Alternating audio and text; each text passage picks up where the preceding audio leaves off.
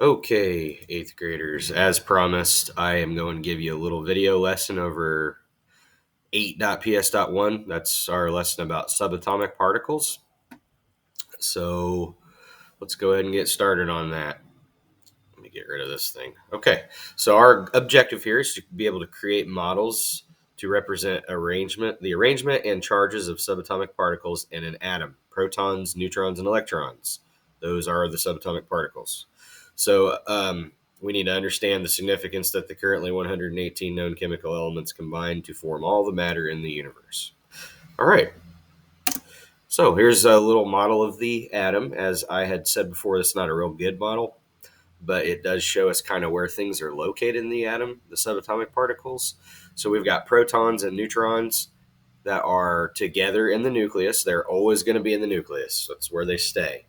And the electrons are a little bit smaller, and they kind of buzz around the nucleus. So if you want to, you could think of it as like planets orbiting the sun. Just so you know, though, that's not exactly how it works with electrons. It's not exactly like planets orbiting, but it's a good way to think about it, at least to get a visualization in your head. So think of the nucleus as like a sun, and think of the electrons as planets orbiting the sun. So that might help you get that visualization in your head. So electrons are the planets, the protons and neutrons make up the sun. Okay, so let's talk about protons first. They have a positive charge. They weigh about 1 AMU, which means atomic mass unit. And we have talked about how to determine the atomic mass unit, and I'll remind you of that here later on. They are held inside the nucleus, and they determine the atomic number. So that's something that you must get solidified in your brain, is that the number of protons in an atom is its atomic number. So if you look at the periodic table and you look okay, here's nitrogen, and it's got a number 7 up in the upper left hand corner. That's the atomic number, and that tells you that there are 7 protons in the nucleus of nitrogen. We also have neutrons. They have no charge, meaning they're neutral, is what we would say. They have no charge. So the charge is, if you want to think of it this way, it's kind of like if you can think of like a battery or a magnet. Like a magnet has a positive and a negative end, just like so does a battery. Now, it's probably easier to think of it in terms of a magnet here, because if you take a positive and negative end of a magnet and stick it together, it sticks, they're attracted to one another. But if you try to put positive and positive together, it repels, or vice versa, negative versus negative will repel. But neutral has no charge. It'd be like trying to stick a rock to a magnet, something like that. Okay, so they weigh about 1 AMU, just like the protons. Okay, so protons and neutrons weigh the same thing, pretty much. And that's really how we determine our atomic mass. So we take those protons and we take those neutrons that are together in the nucleus and weigh about the same. They make up 99 point some percent of the weight of the atom. So all we have to do, since they weigh 1 AMU, that's very simple. We add them together. Protons and plus neutrons equals the atomic mass. Okay? And again, these are also in the nucleus. Please remember that. Protons and neutrons. And one thing that's different that neutrons can do to change the makeup of an atom is they can actually make an atom into something called an isotope. So an isotope is just an atom that has usually extra neutrons. I don't know that I've heard of any isotopes that have fewer neutrons than protons, but usually, like, there's versions of carbon. Carbon has its number 12 on the periodic table, it's number 6 on the periodic table. So its atomic mass is 12 in its usual form, because it'll have an equal number of protons and neutrons in its usual form. But you also have carbon 13, which means that it has 7 neutrons and 6 protons. 6 plus 7 is 13. We also have carbon 14, which is meaning it's got 8 neutrons, 6 protons and 8 neutrons. So those are what we call radioactive forms of an atom, isotopes. And then there's another slide about that coming up, so I'll reiterate it when we get there. We've also got electrons, which have a negative charge. They weigh very, very little. Okay, so their weight is negative 0 point, or not negative. There's no such thing as a negative weight. That little squiggly line threw me off. That actually means approximately. So approximately 0.00054 AMU. So we are not going to, for this class, you may do that if you ever get into more advanced chemistry. But for this class, we're just going to not worry about this because it's what we would call negligible, meaning it doesn't make a huge difference. So we're just going to leave out the electrons when we do atomic mass. Okay, and they are constantly moving around the nucleus and the orbitals in the electron cloud. The electron cloud is like the whole big area that electrons are buzzing around in. That's what we call the electron cloud. And they're moving on paths we call orbitals. Okay, and those determine the charge of an atom. And the way we get the charge is to take protons, how many protons are in the atom, minus the number of electrons in the atom. So if we have more protons than electrons, it's going to have a positive charge, since protons are positive. And if it has more electrons than protons, it's going to have a negative charge.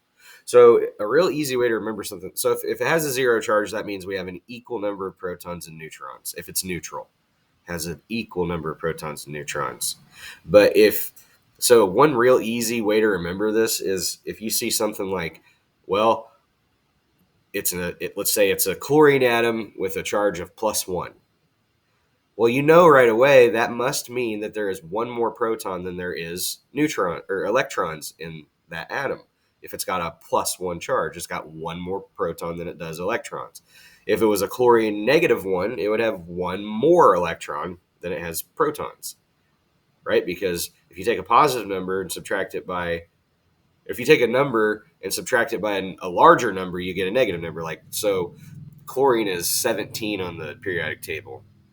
So if it had a charge of -1, that would mean it has to have one more proton. So it would have to have 18, or electron. I'm going to confuse you guys because protons are the positive charge, electrons are the negative charge. So if it has 17 protons and it has a charge of -1, it must have 18 electrons. For one, 17 minus 18 is -1, but just one extra electron is going to give it that -1 charge.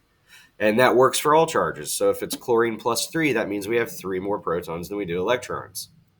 If the atomic number is 17 in chlorine, and if it's chlorine +3, that means there's not going to be 20 electrons or protons, because that's going to change that element. So it would still have to have 17. So that means that there must be 14 electrons. Okay? So let's keep going here. Here's our periodic table. You guys have a link in every assignment that you need to look at the periodic table. I'll provide a link in Google Classroom because that's a really nice little periodic table that you guys have. You can hover over the elements and it will bring up, it'll enlarge it and give you a little more information about it, even if you ever want to look at that. So if you look at, this is what I'm talking about up here with the atomic numbers. So hydrogen, let's start with that one. It's the first element. It's got an atomic number of 1. That means that it has 1 proton. Helium has an atomic number of 2. It has 2 protons. Lithium, 3 protons, and so on. It's that simple.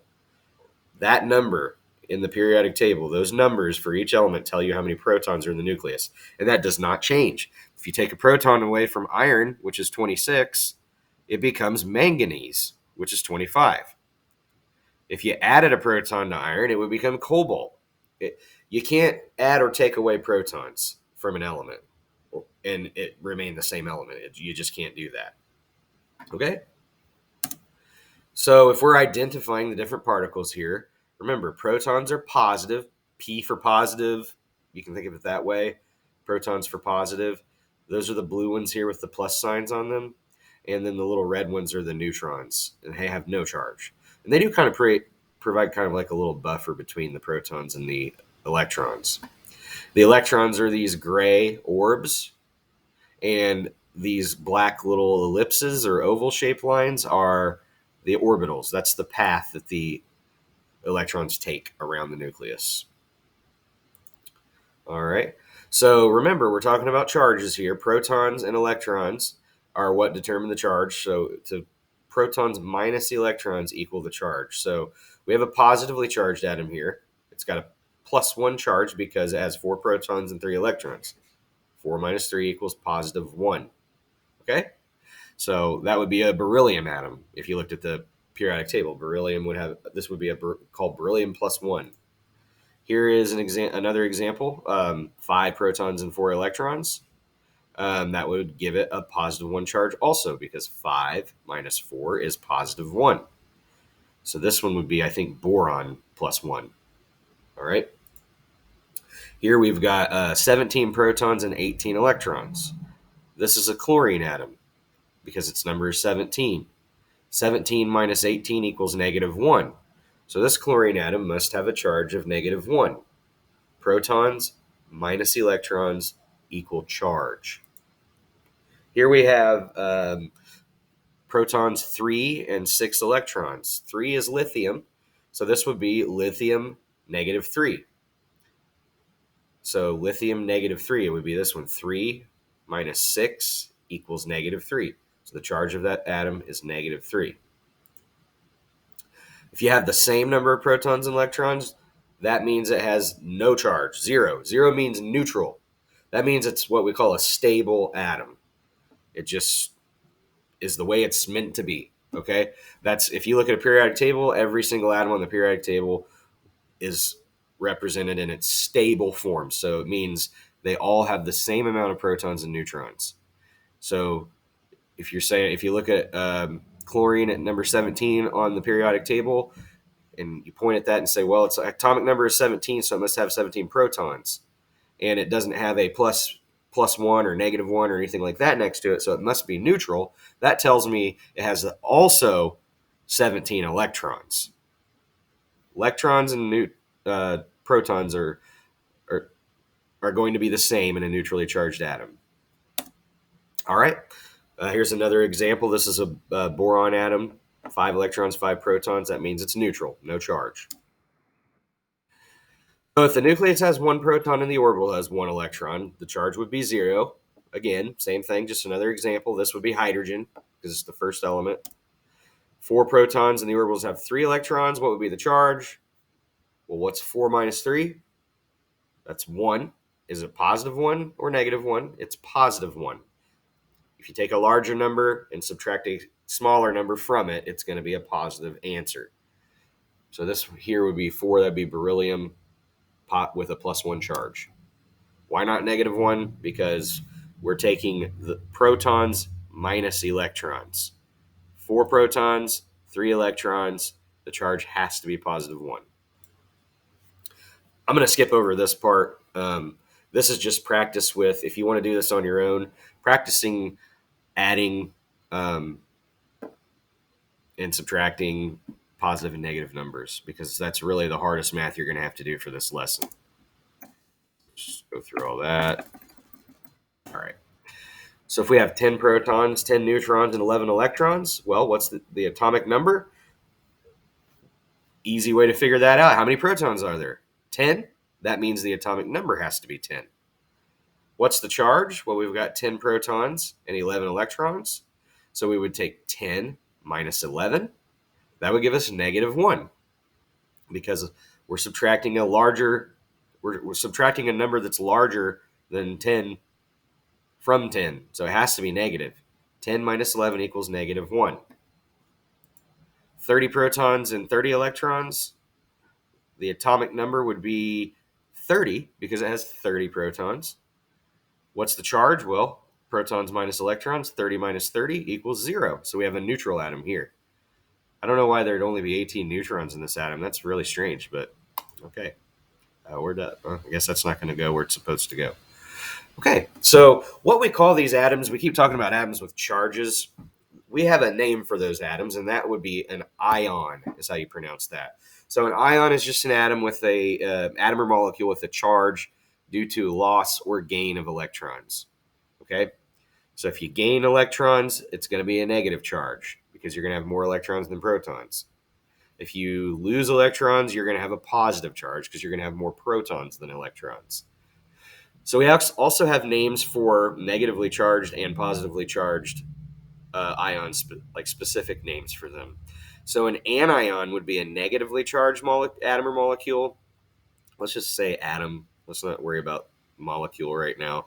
An anion would be for negative. If you want maybe a little help with keeping that in your head, think of there's the letter N in anion, N for negative. Cation is a positively charged atom or molecule. There, you can think of the T in cation as a plus, or maybe you're a cat lover and thinking about cats is a positive thing for you, cation. And maybe you can think about how onions make you cry, and anion's almost spelled like onion, and onions making you cry is a negative thing. So, however, you have to remember, anion is a negatively charged atom, cation is a positively charged atom. So we've got 10 protons and 11 electrons here. Right away, you can see that there are more negatively charged particles than positively charged particles, so it must be a negative, right? But if we're going to be specific, let's find the atomic number. That's 10 because we have 10 protons. The charge is going to be protons minus electrons for -1. Is it an ion? Yes, because it has a charge. If it has a positive or negative charge, it's an ion. But what type of ion is it? Well, it's an anion because it's a negatively charged atom. Here we have 42 protons and 39 electrons. Our atomic number equals the number of protons, so it's 42. The charge would be protons minus electrons. So 42 minus 39 is going to be +3. Is it an ion? Yes, because it has a +3 charge. What type?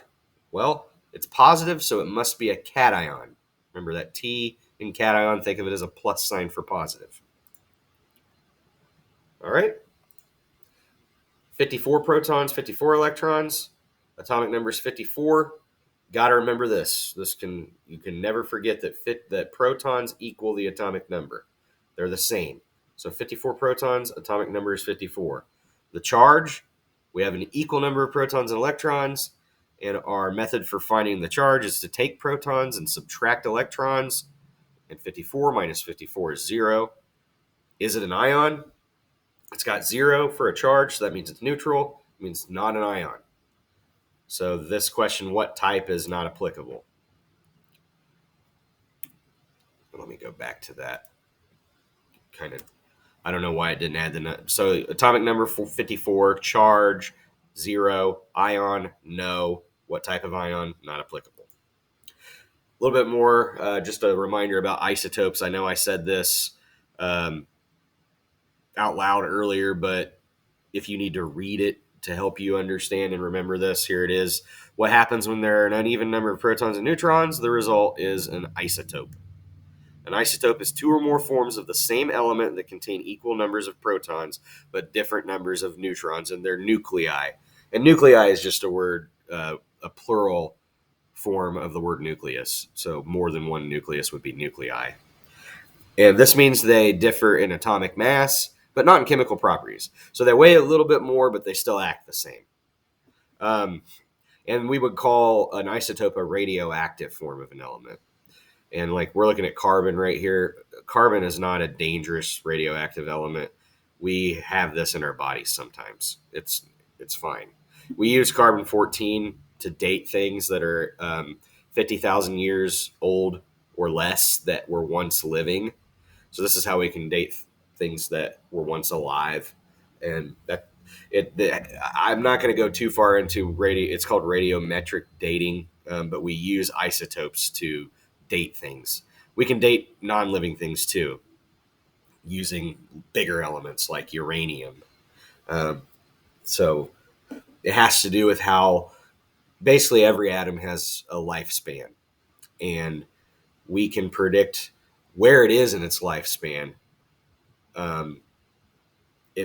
using isotopes. Okay, so there's what we call radioactive decay. So eventually what happens is one element is going to turn into another over time. And we know predictably how long that takes.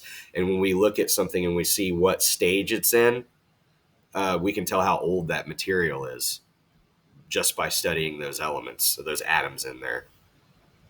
That's complex stuff, though. You'll probably not get into that until later in high school or maybe even college. So if you go to college, which not everybody has to go to college, just keep that in mind.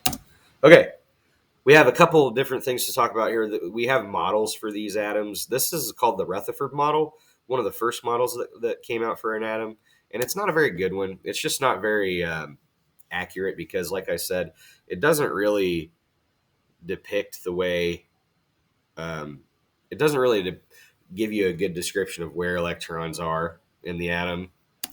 So in the Rutherford model, electrons can revolve around the orbit in any orbit around the nucleus, but there are restrictions. It can't just do it that way. That's why I said you can kind of, to get a visualization of the way electrons behave, think about planets orbiting the sun, but that it's not exactly like that.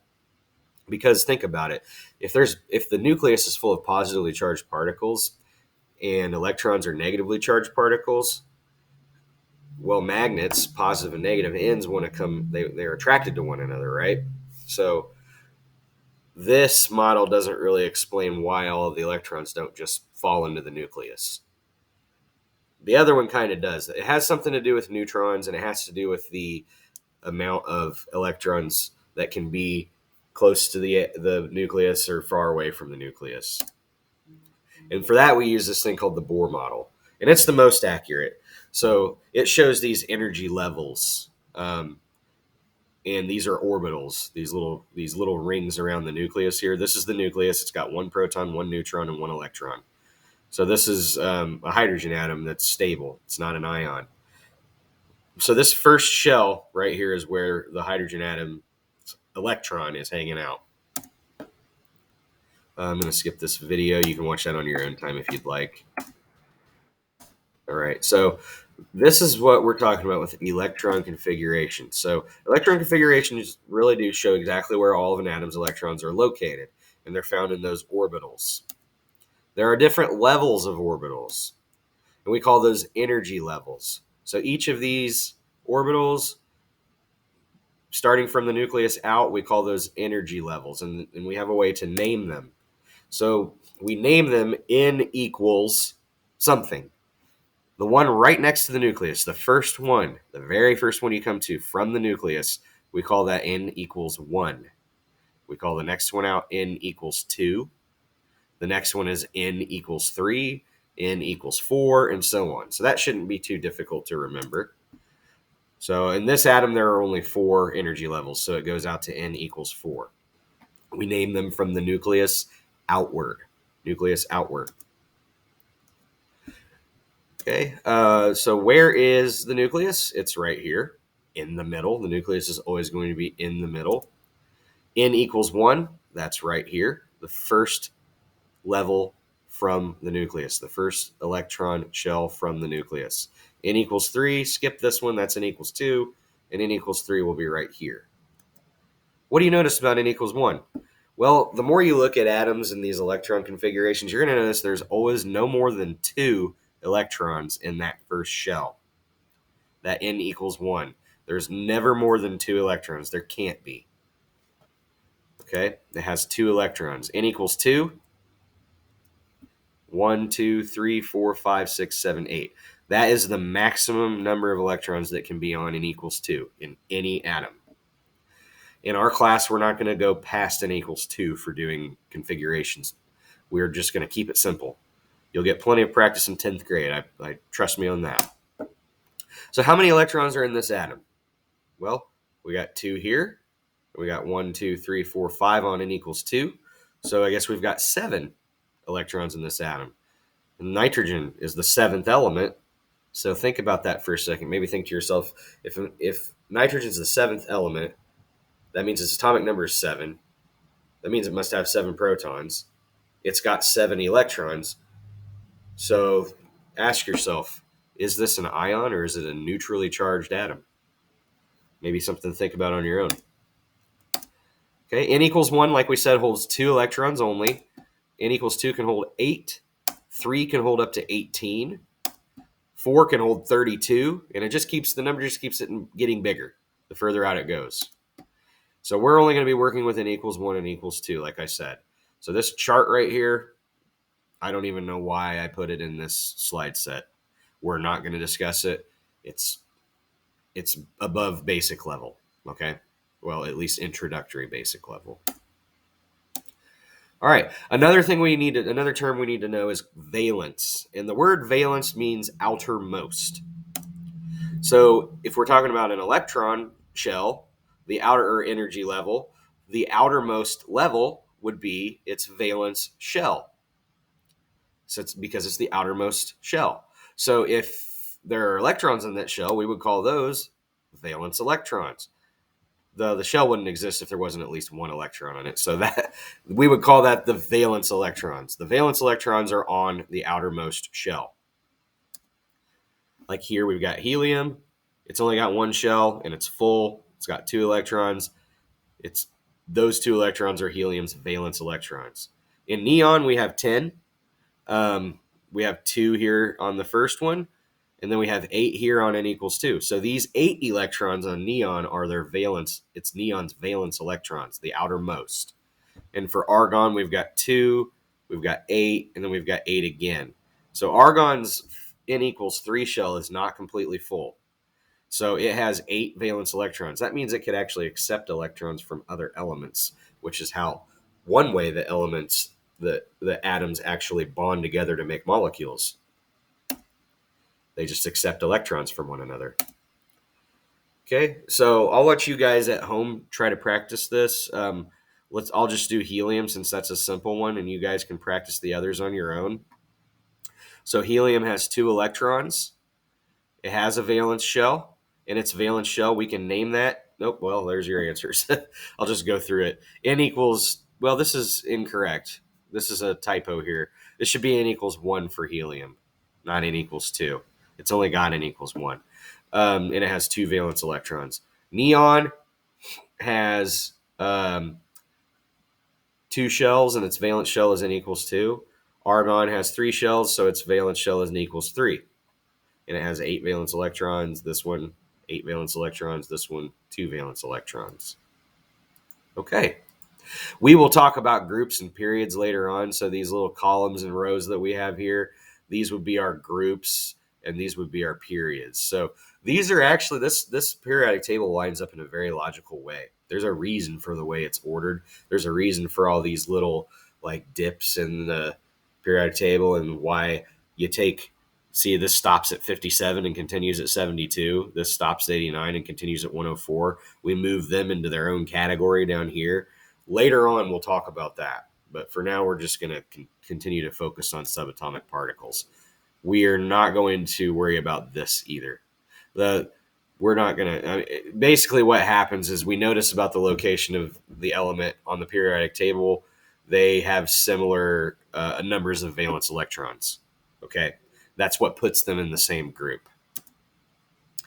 We will do this in class eventually with in-person students. We're actually going to take out paper and pencil and draw our own Bohr models of these atoms. You guys should do that at home too, e-learning students. If you're stuck at home for a long period of time, you should do this at home. And what I'll probably do is try to find a video to help you understand how to create your own models, or I'll just make one of myself creating them to get you started.